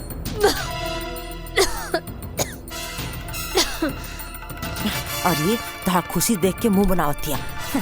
चाय दे जरतिया। हाँ तो हई देख, हई सन हमारा लगी कम से कम 10 को बा। का भइल भाभी? भाभी ठीक तो बानी ना? हाँ देवर जी हम ठीक बानी, बस उल्टी आ गई। भाभी डॉक्टर बुलाई का? अरे ना ना देवर जी हम ठीक बानी। और रउआ एजा का करत बानी? राउर तो शादी के बाद चला था ना, जाई तैयारी करी। भाभी हम ठीक बानी, रवा जाई। ठीक ठीक बा।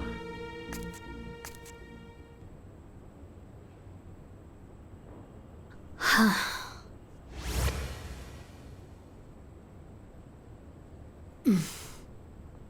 सांची हम का भइल, तोहार तबीयत ठीक बा ना? हाँ हम ठीक बानी। लक्ष्मण बतावत रहे कि तोरा उल्टी भइल रहे नीचे। खुशखबरी बा।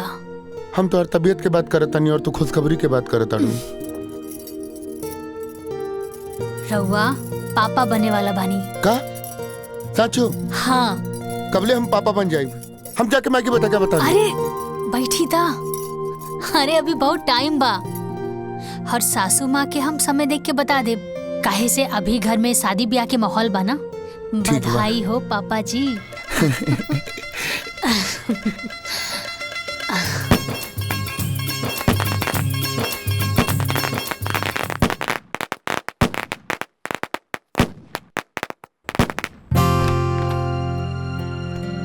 प्रिया, हम आवतानी भाभी के देख के। आजे देखल जरूरी बका, कल चल जी आवे जा, चुपचाप बैठा।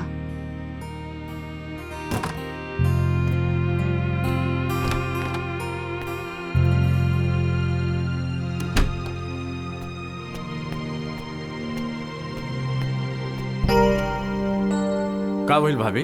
ठीक तो बानी न रहुआ? तबीयत ज्यादा खराब हो गई बा लगता। भाभी कहीं तो हम डंडार हेल्थ में कॉल करके डॉक्टर से अपॉइंटमेंट ले ली। अरे नाना देवर जी, हम एकदम ठीक बानी और ये सब करे के कोनो जरूरत नहीं खे। और रउआ एजा का कर रहल बानी? जाई, प्रिया इंतजार करत हुई। अरे ना भाभी, पहले हमरा खातिर रहुआ लोगिन बानी, ओकर बाद प्रिया। हा लक्ष्मण, तू टेंशन मत ला, हम बानी नु। तू जा, प्रिया तहार इंतजार करत हुई। अब देखिए, जा जा जा, रउआ सब लोगिन ठीक बोला बा। तानी, बाकी मन न करता यहाँ से जाए के। जाई देवर जी, इंतजार करत हुई। ठीक बा।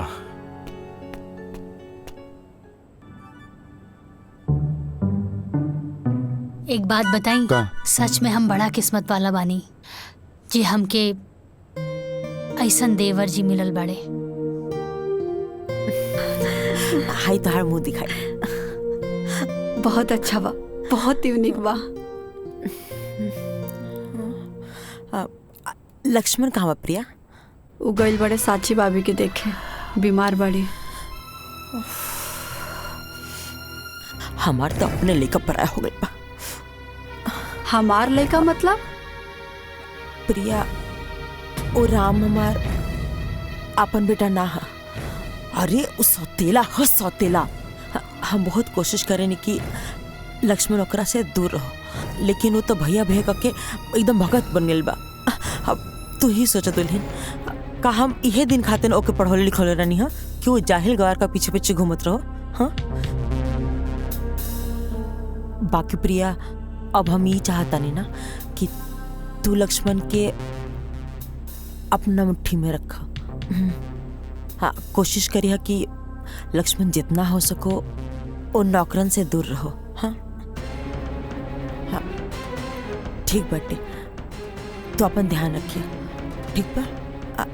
आराम करा।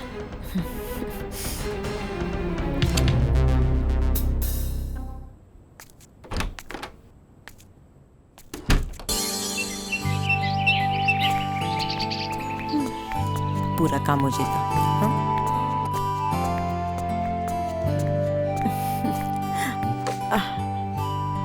प्रणाम माई। तू भी बैठ जा बेटा।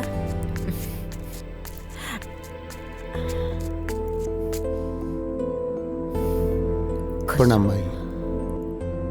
प्रणाम भाई। दामाद जी सुबह से दिखत ना रनिया, कहीं व्यस्त रनिया का? थोड़ा काम रहे, इनकरे साथे तो रहनी। जीजा जी हमरे साथे रहले हम माई। काम सही चलता ना? हाँ माई, ठीक चलता।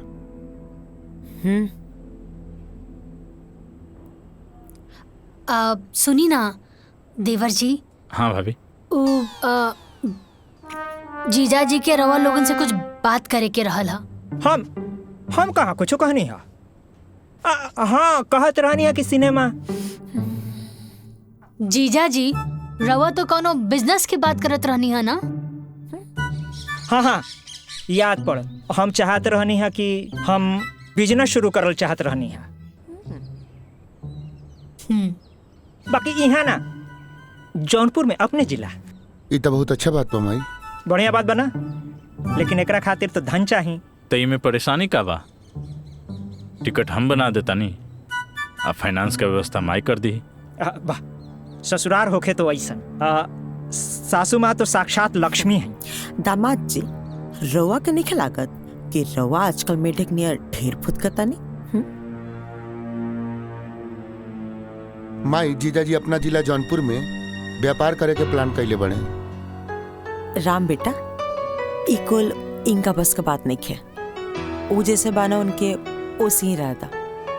रवा को दिक्कत बाका दामाद जी? एक बार मौका तो देके देखें। हम मौका पे चौका ना मारब तराउर दामाद ना। माई, जब जीजा जी इतना कॉन्फिडेंस में कहा ताड़े तो एक बार मौका देला में का दिक्कत बा माई? हाँ माई, अब जब भैया भी कह रहल बारे तो जीजा जी के एक मौका देवे के चाहिए हमनी के। ठीक बा, अगर सब करी है इच्छा बात तो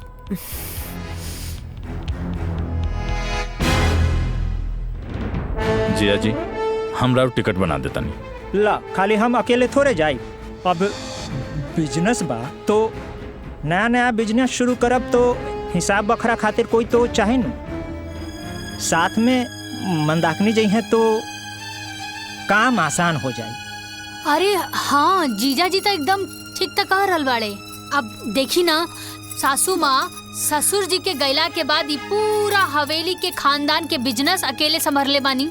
कुल हिसाब किताब अम्मा जी अकेले देखत बानी और हमनी के भी देखी हमनी कैसे पूरा अपन ससुराल के जिम्मेदारी उठावत बानी। अब अगर मंदाकिनी जीजा जी के साथ में जई हैं तो उनके बिजनेस में बढ़ोतरी होई ना। का अम्मा जी सही कहा तानी ना? तो ठीक बा जिया जी, हम दोनों जना के टिकट बना देता नहीं। हाँ देवर जी कर दी।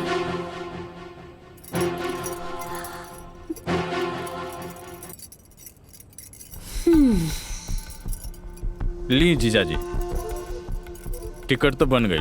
असम के ट्रेन बराबर टिकट बन गई जी। शाम के ट्रेन बा। तहार बहुत बहुत धन्यवाद। ठीक बात है, चलो चल जल्दी चलो, सामान पैक करे को हुई। चलो चलो चलो। अरे सुनो ना, सुनो सुनो, चल चल जल्दी चल। चलो ढेर मानी सामान बिखरल हुई, सबके समेटे के हुई। चलो चलो, अरे चला ना, चलो चल चल चल चलो चला। प्रिया हाँ जा तू हेल्प करा। ठीक बा। हम मठू के बोले लिया बतानी। भैया हम भी चलता नहीं। आओ चला। जमाई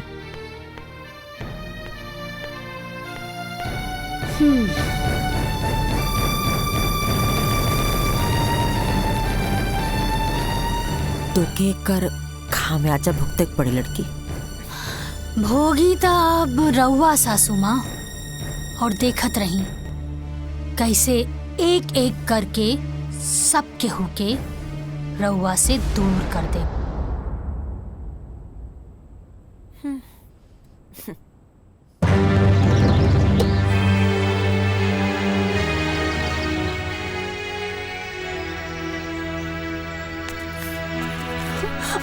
अरे चलो चलो, गाड़ी छूट जाए। चलो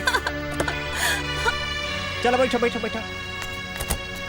प्रणाम। चलो माई, चलो तनी। ठीक बात है, चलो तनी।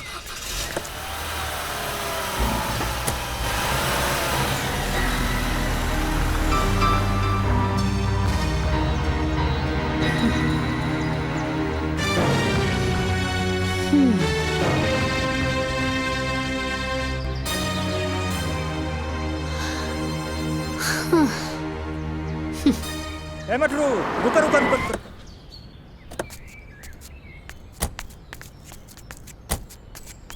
ए जीजा जी का भाई झाड़ा लग गई का?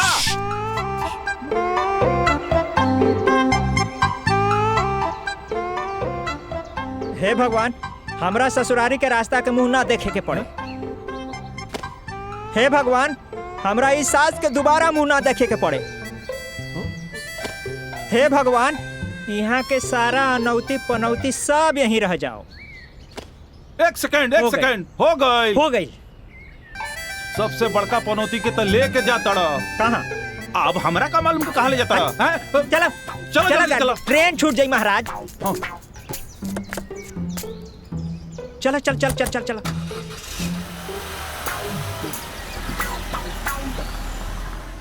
दाई माँ, ये फोटो देख के लागता कि इनकरा के कहीं ना कहीं हम देखले बानी, लेकिन कहाँ देखले बानी याद नहीं के आवत।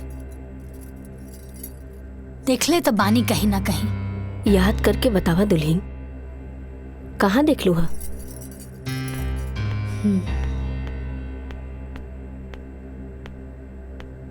दाई माँ, एक कप कॉफी मिली का? हाँ अभी अभी लावता नहीं। ठीक बा।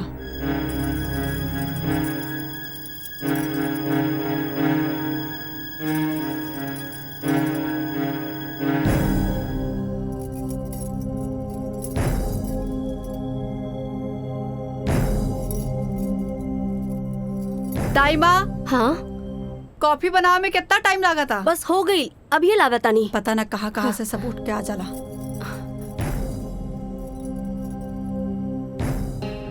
इला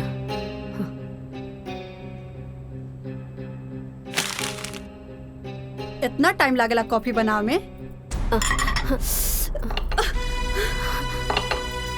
यू बास्टर्ड जाहिल गवार, तुमको सेंस नहीं के का? दुल्हन ओ गलती से गिर गई। प्रिया, तमीज नहीं का कि अपने से बड़ से कैसन बात कल जाला? अरे कम से कम दाई माँ की उम्र के तो लिहाज रखा। लिहाज आप करी, काहे कि आपके नौकरानी और मालिक के बीच के फर्क नहीं के पता। अरे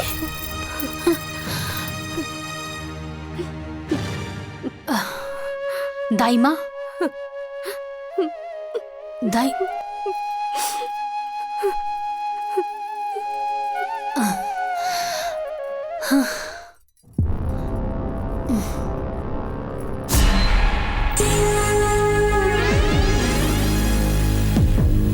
अच्छा,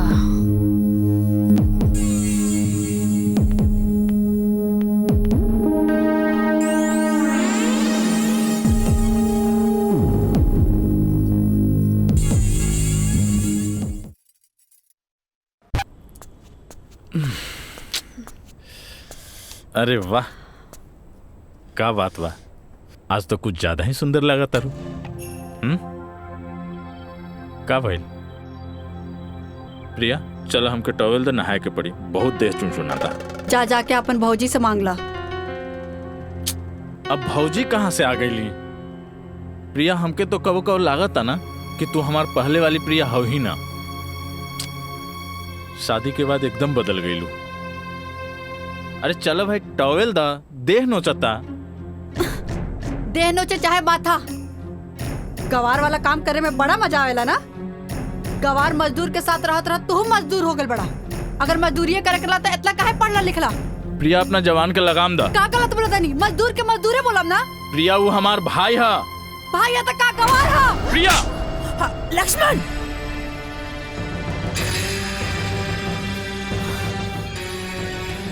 तोर हिम्मत कैसे भइला हमार बहू पर हाथ उठावे के? मायू हमार राम भैया के कहतिया कि गंवार हा। और का गलत कहलस है?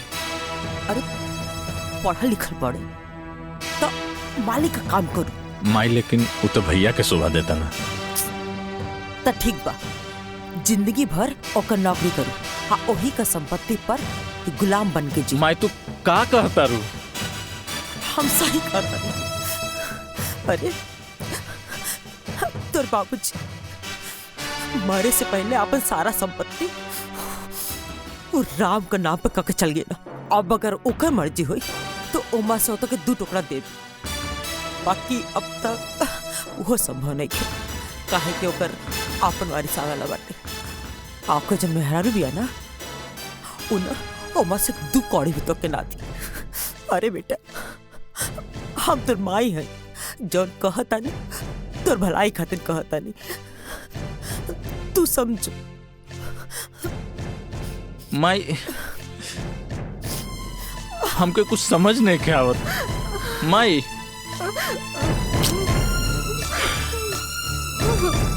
का हो रहा बस समझ में नहीं के आती। राम भैया, राम भैया, ओ राम भैया। अरे का हो मधुसूदन? ए भैया, हमनी चंदा मांगे आयल रहनी जा। अच्छा हम देता नहीं, कितना चाहिए? ना ना भैया, आप भैया रह दी, राम भैया के भेज दी, हमनी को उससे ले लिहल जाई। ठीक बा, भेजा तानी।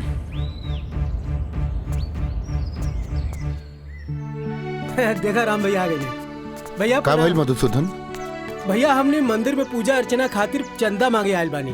अच्छा कोनो बात ना, हर साल के तरह ए साल भी पूरा पूजा के खर्चा हमरा तरफ से ठीक है भैया। है ला पैसा। जी भैया। कोनो चीज में कमी ना होखे के चाहिए। ठीक है भैया। निसंकोच कोनो बात हुई तो बताइए। जी भैया, प्रणाम। ठीक बा। प्रणाम भैया। लक्ष्मण का भैया?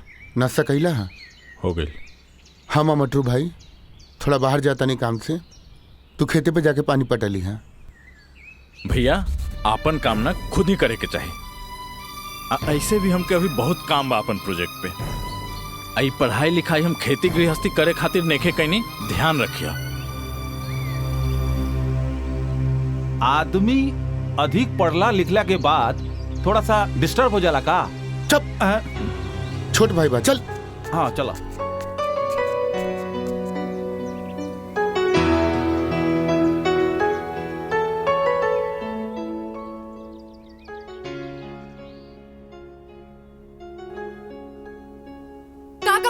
मजदूर के मजदूरे बोलब ना। जिंदगी भर ओकर नौकरी कर, हाँ ओही का संपत्ति पर गुलाम बन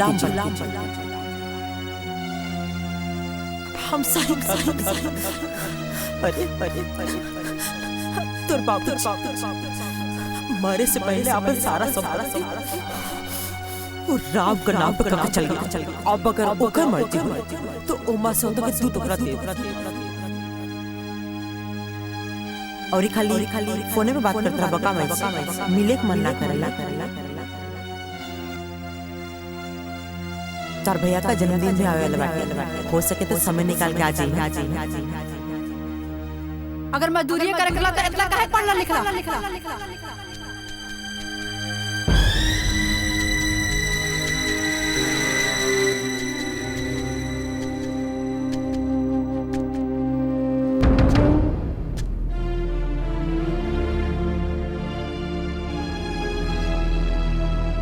प्रिया तू ठीक कहत रहलू। हमार नाम के एक भी पहचान अपन गांव वाले के सामने नहीं है। तो के हम उहे न समझात रहनी। हाँ अब सही समय बाटे अपन मुट्ठी टाइट कर दे, न तो सब कुछ ना रेत का नियर निकल जाई। तो माई ओकरा खातिर का करे के पड़ी? विशेष कुछ ना करे के पड़ी, खाली वसीयत का पेपर पे राम से अंगूठा लगा के पड़ी, वो लड़की से साइन करा के पड़ी। बस पूरा दौलत संपत्ति के सब कुछ के तो इकलौता वारिस हो जाए। ई काम हम आज का आज ही कर दे। राम के तो हम जैसे बोलो उससे कली, बाकी टेढ़ा खेर बिया लेकी, बाकी जो भी हो आज तो फैसला हो के रही।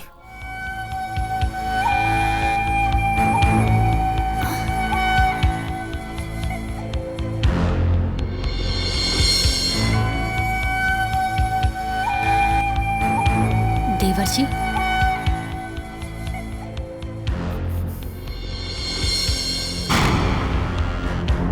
सासू माँ, बहू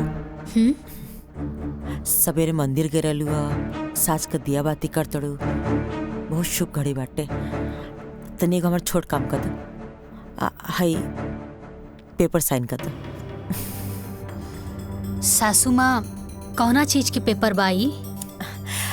तो के याद बा तो से कले रहनी, तो से को छोट काम रही, जब सही समय तो बता दे। उहे ला वसीयत का पेपर है, साइन करता।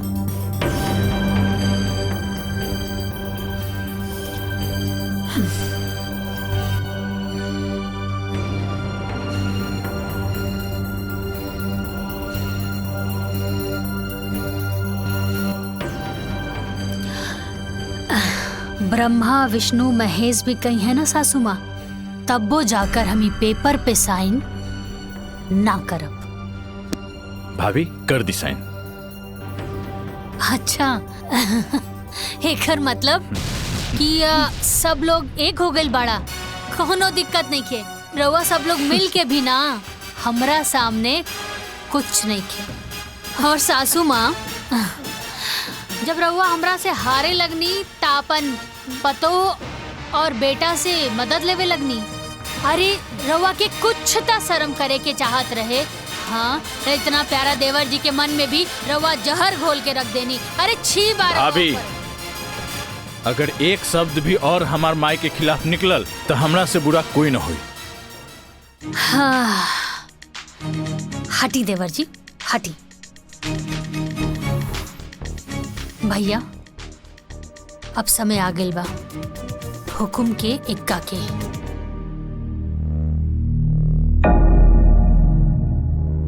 सासू माँ तू डाल डाल त हम पात पात।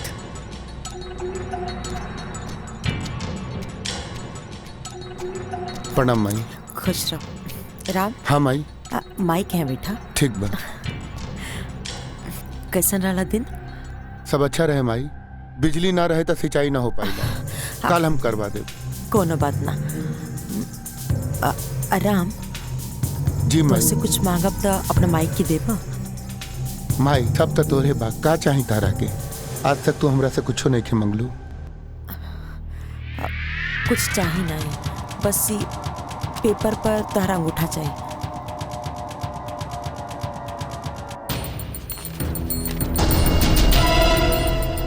यहाँ पे माई।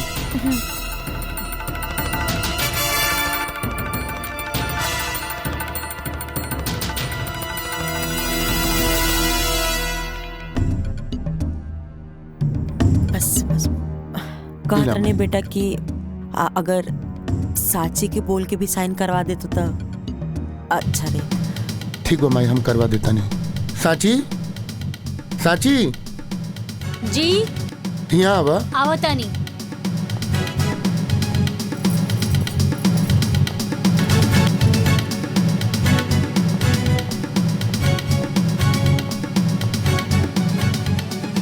का भाई जी?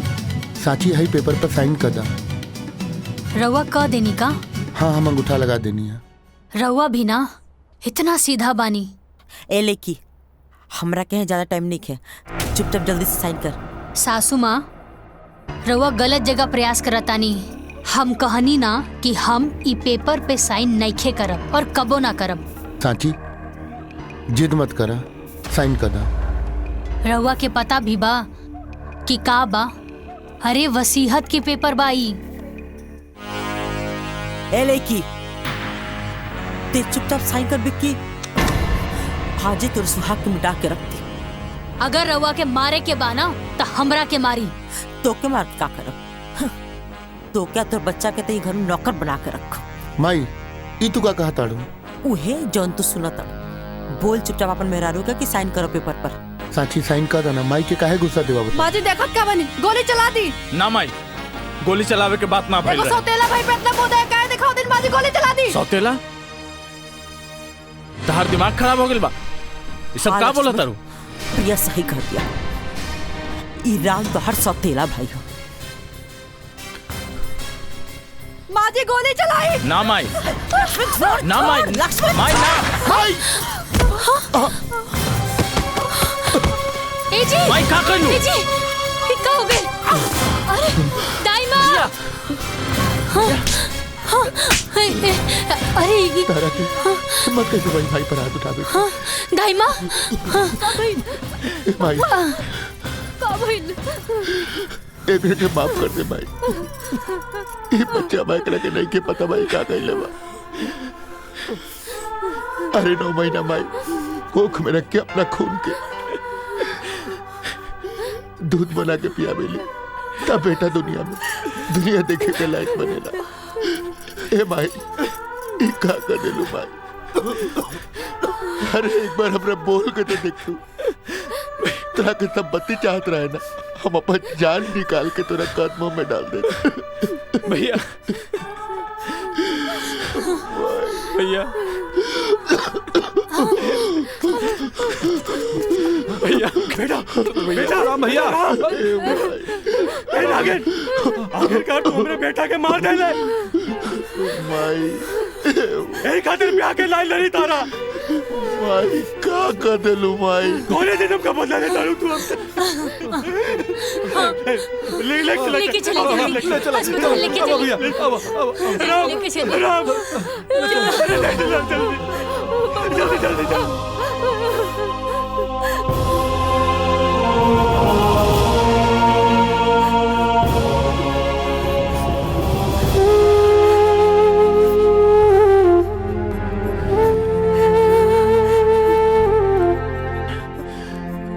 इतना बड़ा झूठ।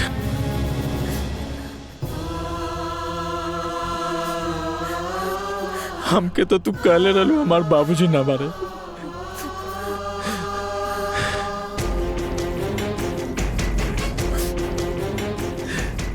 बाकी काहे माई, काहे ऐसन कैलू?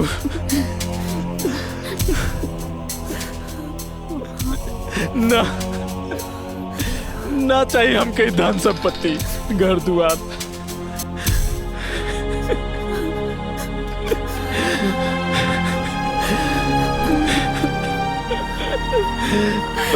ना चाहिए। माफ कर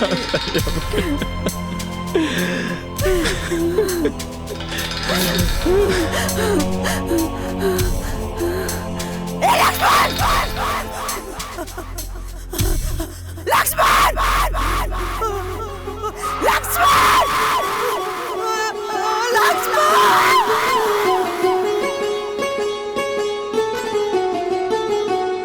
ठीक हो ठीक बानी ना? हाँ हम ठीक बने। आराम भाव होश आ गए। लक्ष्मण हाँ भैया। कैसन बाड़ा तू? हम ठीक बानी भैया, रउआ ठीक हो जाई, सब ठीक हो जाई। हम ठीक बानी। मन में मैल रहल जे भी वो, मन में मैल रहल जे भी वो, सबका मैल धोआइल बा। काहो खेला खून के रिश्ता सच में आज बुझाइल बा।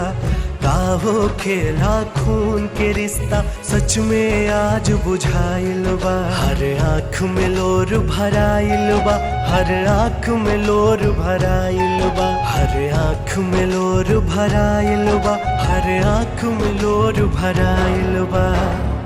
तू मत रो भाई। अरे तोरा हमरा से थोड़ा भी नफरत ना होला? हर कोनो बात से कबो हम बुरा मन लिया माई। मत रो माई, मत रो माई। तू माफी मत मांग माई। अगर हमरा से कोनो गलती भइल बा तो हमरा के माफ कर। हम ठीक बानी माई। माई मत रो ना माई, मत रो।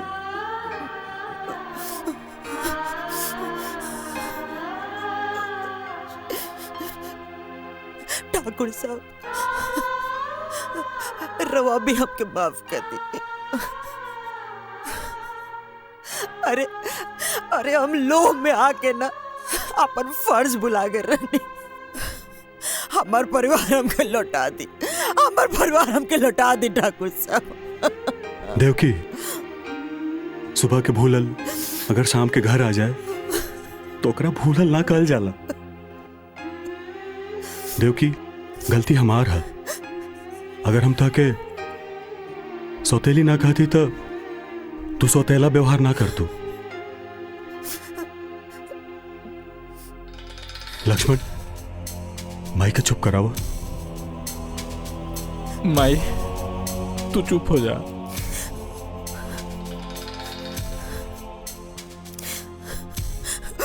बहू,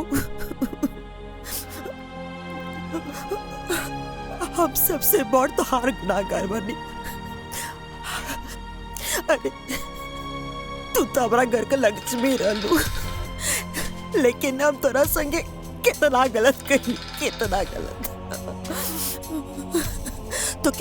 तो कि जौन सजा देवे बा तू हमके दे दा, बाकी हमके माफ कर दो।